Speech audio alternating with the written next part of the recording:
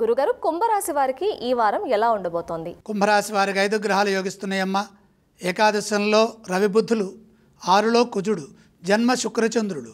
బ్రహ్మాండమైన శుభ ఫలితాలుంటాయి. ప్రతి పనిలోనూ విజయం లభిస్తుంది. మీరు తీసుకునే నిర్ణయాల ద్వారా శ్రేయోదాయకమైన భవిష్యత్తు లభిస్తుంది. ఉత్తమ ఫలితాలు సాధిస్తారు. అన్ని విధాల కాలం సహకరిస్తుంది. మేలు చేసేవారు ఉన్నారు.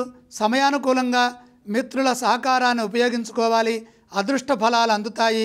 కేవలం ఆలోచనలకే పరిమితం కాకుండా కార్యాచరణలో విజయాలు సాధించాలి. అందుకు అవసరమైన కృషి అవసరం. తగిన ప్రణాళికలను కూడా సిద్ధం చేయాలి.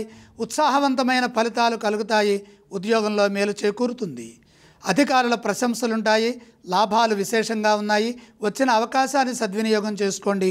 చక్కని తెలివిని ప్రదర్శించే వీలు కలుగుతుంది. ఆస్తులు వృద్ధి చెందుతాయి. పెట్టుబడులు లాభాన్ని ఇస్తాయి. ధనధాన్యాభివృద్ధి కలుగుతుంది. వ్యాపారంలో మంచి లాభాలుంటాయి.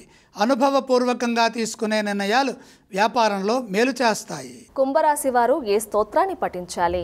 కుంభరాశి వారు లక్ష్మీ ధ్యానం చేయడం మంచిది. ఈ రాశి వారు ఏ ఆలయాన్ని సందర్శించాలి? కుంభరాశి వారు మహాలక్ష్మి అమ్మవారిని దర్శించాలి. కుంభరాశి వారు ఏ విధానం చేస్తే మంచిది?